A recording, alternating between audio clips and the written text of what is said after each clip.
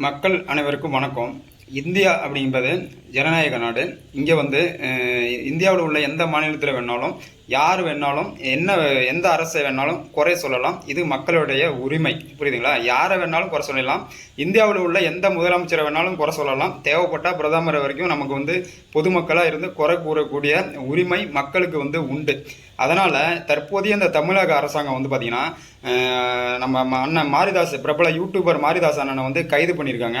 ஏன் முன்னாடிலாம் நம்ம எதிர்கட்சி பார்த்து தான் பயப்படுவாங்க, இப்போ மாரிதாஸ் அவர்களே பார்த்து பயப்பட ஆரம்பிச்சிட்டாங்க. ஏன் மாரிதாஸ் அண்ணா உங்களுக்கு எதிராக அப்படி என்ன பேசினாரு? மாரிதாஸ் அண்ணா எப்போ எந்த வீடியோ போட்டாலும் என்னையை பொறுத்தவரைக்கும் நான் பார்க்குற அவர் வீடியோ, நிறைய வீடியோக்கள் நான் பார்த்துருக்கேன்.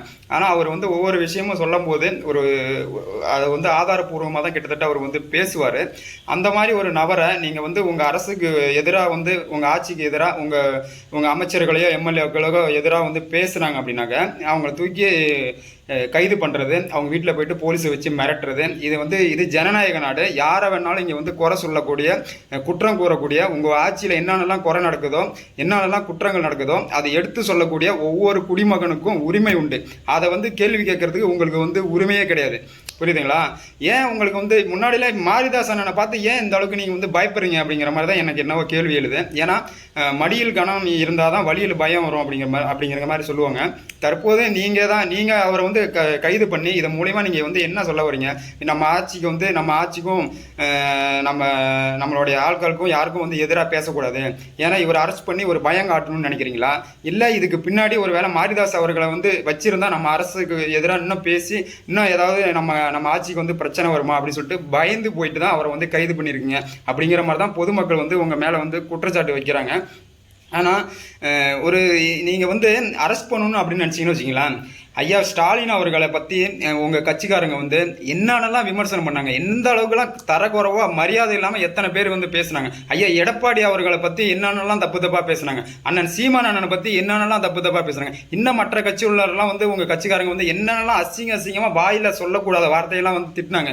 ஏன் அவங்க வீட்டுக்கு போலீஸ் அனுப்பி அவங்கள போயிட்டு அரெஸ்ட் பண்ணிங்களா? நீங்கள் இது எப்படி இருக்குது? இது ஒரு தடவை பட்சமான ஒரு நடவடிக்கை. ஒருவேளை மாரிதாஸ் அண்ணன் பேசுனதுக்கு குற்றம் இருந்தது அப்படின்னா, அவர் சொன்னதுக்கு ஆதாரம் இல்லாமல் ஏதாவது பேசியிருந்தார் அப்படின்னா அவர் மேலே அவதூறு போட்டு அவதூறு வழக்கு போட்டு கோர்ட்டு விசாரணை பண்ணி அதுக்கப்புறமா அவர் கோர்ட்டில் ஜாயின் ஆகல அப்படின்னாக்கா நீங்கள் கொண்டு போய் அவர் அரெஸ்ட் பண்ணி உள்ளே போய் போடுங்க. அதை விட்டுட்டு தேவையில்லாமல் நேராக அவர் வீட்டுக்கு போயிட்டு போலீஸ் அனுப்பி அவர் கைது பண்ணக்கூடிய அளவுக்கு அவர் என்ன தீவிரவாதியா? பிடிக்க வேண்டிய ஆளெல்லாம் பிடிக்க மாட்டீங்க. இவர் உங்கள் ஆட்சிக்கு எதிராக பேசினா, உங்கள் ஆட்சிக்கு எதிராக யாராவது இந்த மாதிரி சோசியல் வலைத்தளங்களில் வீடியோ போட்டால் உடனே அவரை பிடிச்சி கைது பண்ணால் மற்ற நபர்களை என்ன பொதுமக்களை அச்சுறுத்தி பார்க்குறீங்களா? உங்களுக்கு எதிராக யாருமே பேசக்கூடாது அப்படின்னு நினைக்கிறீங்களா? அந்த உங்கள் கூட எல்லாருமே கூஜா தூக்கிட்டு வந்துடணும். நீங்கள் என்ன சொல்கிறீங்களோ அதுக்கு பொம்மை மாதிரி தலையாட்டணும். அந்த மாதிரி நபரை தான் நீங்கள் எதிர்பார்க்குறீங்க. எல்லாம் இல்லைன்னா அவங்களை பணத்தை கொடுத்து வாங்கணும், அந்த மாதிரி எதிர்பார்க்குறீங்களா? என்னதான் சொல்ல வரீங்க நீங்கள்? இது ஜனநாயக நாடு. இது யார் வேணாலும் எந்த அரசை வேணாலும் குறை சொல்லக்கூடிய உரிமை மக்களுக்கு இருக்கு. அதை கேள்வி கேட்கக்கூடிய உரிமை உங்களுக்கு இல்லை. ஏன்னு சொல்கிறேன் அப்படின்னாக்கா, உங்களுடைய ஆட்சியில் நடக்கக்கூடிய குற்றம் குறைகளை பொதுமக்களாகிய நாங்கள் எடுத்த சொல்ல தான் செய்வோம். அதில் நாங்கள் ஏதாவது அவதூறாக யாராவது பேசுனாங்க அப்படின்னா கண்டிப்பாக நடவடிக்கை, அது அவதூறு வழக்கோ விசாரணை பண்ணுங்க. நாங்கள் பேசுனது எந்தெந்த வார்த்தைலாம் பொய்யா இருக்குது அப்படின்னு சொல்லிட்டு விசாரணை பண்ணுங்க. அதுக்கப்புறமா நடவடிக்கை இருக்கு. உங்களை யாருமே தடுக்க போகிறதில்ல. அதே மாதிரி உங்கள் கட்சிக்காரங்களும் இது மாதிரி இந்த அளவுக்கு தப்பு தப்பாக பேசுகிறாங்க, அவதூறாக பேசுகிறாங்க, எத்தனையோ வீடியோக்கள் காமிக்க முடியும். அவங்க மேலேயும் நடவடிக்கை எடுங்க. இது ஒரு தளபட்சமான நடவடிக்கை. என்னை பொறுத்தளவுக்கு மாரிதாஸ் அண்ணனை பார்த்து நீங்கள் தற்போது பயந்துட்டீங்க. ஆனால் மாரிதாஸ் அண்ணன் தற்போது புலியாக உள்ள எடுத்துகிட்டு போயிருக்கீங்க.